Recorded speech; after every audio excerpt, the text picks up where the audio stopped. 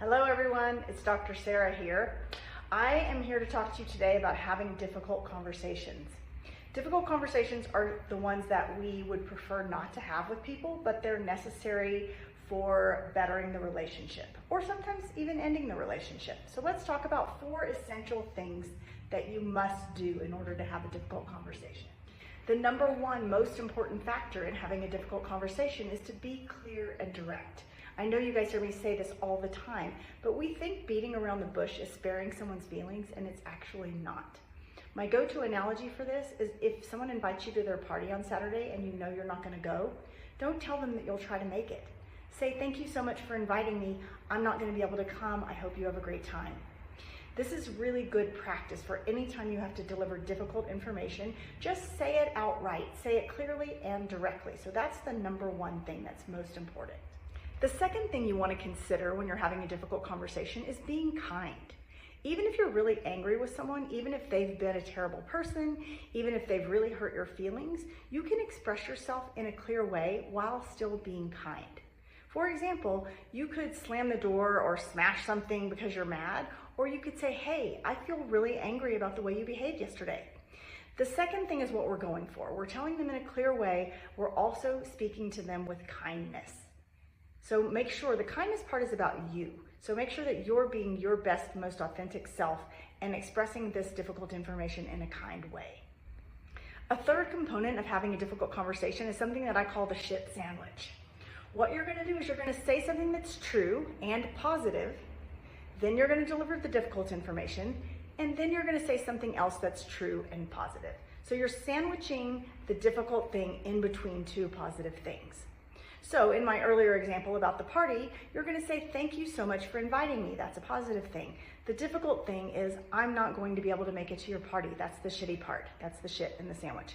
And then the third thing you're going to say that's positive is thank you so much for inviting me. If you wanted to translate this into a situation where, let's say you're dating and you didn't want to see someone anymore, you say, hey, thank you so much for the date last night. I really enjoyed the coffee, or whatever you enjoyed about the date. Don't say something that's not true, but say something that was positive that is true. I really liked the shirt you were wearing. If it's, something, if you can't come up with anything else, come up with something like that. Then you say, I don't believe that we're a match for each other. I don't want to keep seeing each other in a romantic way. I wish you the best. I hope everything goes well for you in this dating venture in the future. So you see how you're doing that? You're saying something positive, you're delivering the difficult information, and then you're saying something else that's true and positive. The most important thing here is you want to be genuine. Don't make something up to be positive, but find something you truly do feel good about. The 4th thing that is important to do when you're delivering difficult information or having a difficult conversation is letting the person know what the resolution is. Sometimes that might be a resolution that the 2 of you are coming to together, but if you're just delivering difficult information to them, then you need to let them know the resolution in a very clear way. For example, I don't want to see you romantically anymore. That's very clear. It's not like, well, maybe we could talk again in a few weeks if you don't want to talk to them again in a few weeks. So letting them know, making sure that they're not walking away confused or wondering what the outcome is, it's very kind and clear to let them know what you want the resolution to be. So let's recap the 4 components of having a difficult conversation with someone.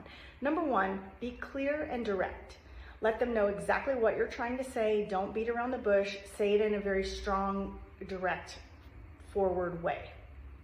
The second component of that is being kind. That you want to deliver this information in a way that hopefully doesn't leave them feeling terrible. Even if it's information they don't want to hear, you want to deliver it in a kind way because that's about you being your best self and your kindest self.